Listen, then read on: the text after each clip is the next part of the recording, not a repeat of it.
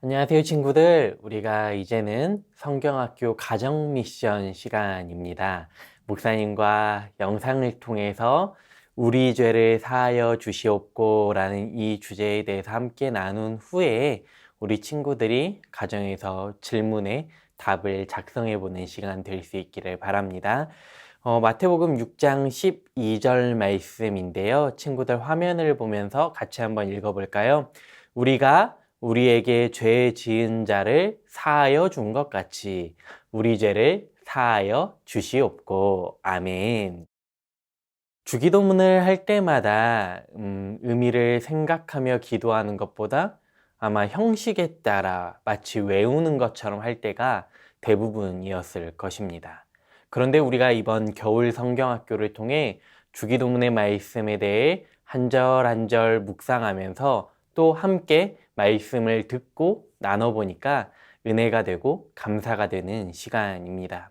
그동안 우리가 나누었던 내용들을 다시 한번 살펴보면 하늘에 계신 우리 아버지여, 이름이 거룩히 여김을 받으시오며 나라가 임하시오며 뜻이 하늘에서 이루어진 것 같이 땅에서도 이루어지이다. 여기까지의 기도의 관심은 하나님을 향한 기도입니다. 그리고 그 다음부터는 기도의 관심이 사람을 향한 기도입니다. 오늘 우리에게 일용할 양식을 주시옵고, 그리고 그 다음이 지금 목사님과 가정에서 영상을 통해 살펴보는 말씀입니다. 우리가 우리에게 죄 지은 자를 사하여 준 것 같이 우리 죄를 사하여 주시옵고. 오늘 기도의 주제는 바로 죄 용서입니다. 우리가 살면서 참 어려운 문제가 있다면 바로 용서일 것입니다. 그리고 또 다른 것을 생각해 보면 죄를 짓지 않고 살아가는 것일 것입니다.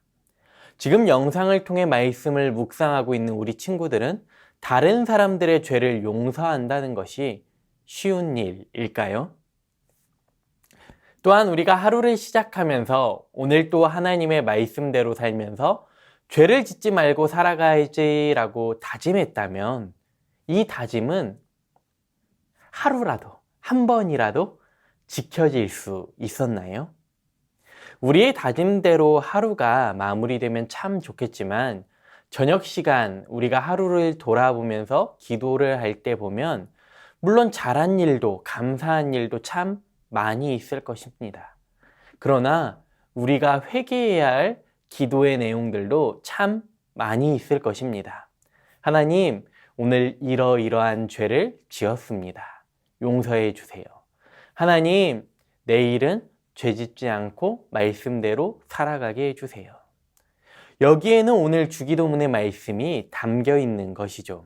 우리가 우리에게 죄 지은 자를 사하여 준 것 같이 우리의 죄를 사하여 주시옵고. 하나님께 용서를 구하면서 우리는 누군가의 죄를 용서해 주었나요? 이 질문 앞에 우리의 대답은 어떠한 대답일까요? 하나님께 용서는 구하지만 내가 다른 사람들을 용서하는 것은 아마 쉽지 않았을 것입니다. 우리는 하나님께 용서를 받아야 할 뿐만 아니라 우리도 누군가를 용서해 주어야 합니다. 마태복음 18장 21절에서 35절 말씀을 보면 베드로가 예수님께 사람들이 자신에게 죄를 범하면 몇 번이나 용서해야 하냐고 예수님께 묻는 장면이 나옵니다. 7번까지 해야 하냐고 묻습니다. 친구들, 한 사람에게 7번을 용서하는 것도 쉬운 일일까요? 결코 쉽지 않은 일입니다.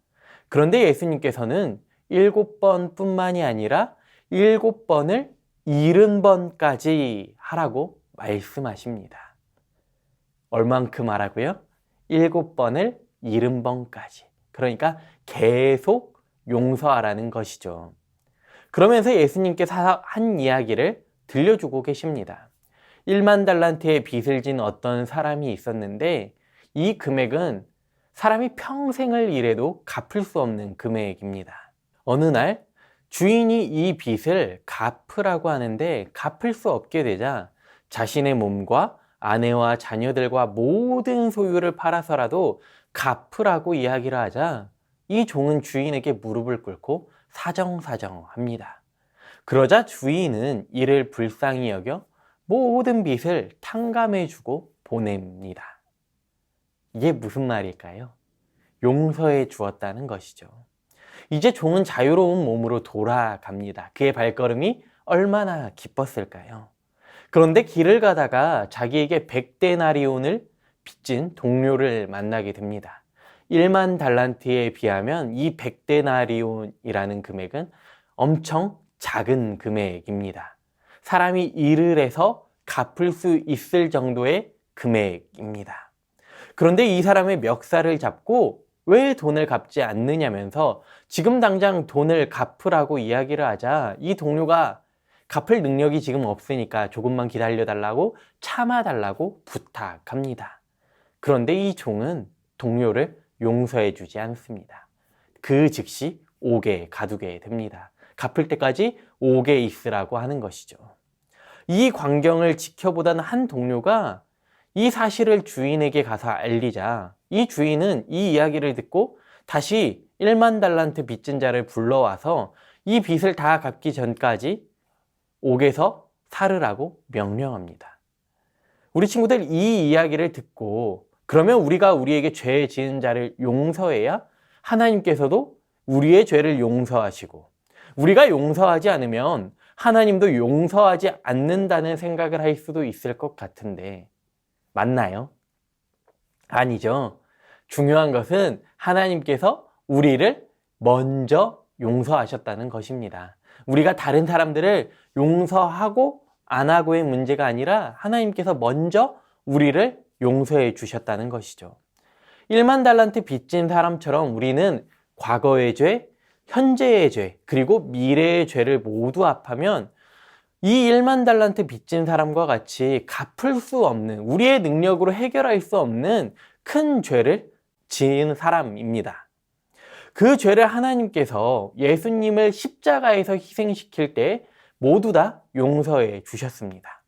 이 어마어마한 죄를 용서받은 우리는 우리의 삶 속에서 100데나리온의 빚을 진 사람처럼, 그러니까 우리에게 사소한 잘못을 하고 우리의 마음을 상하게 한 자들을, 우리에게 죄를 지은 사람들을 기꺼이 용서해야 한다는 것입니다.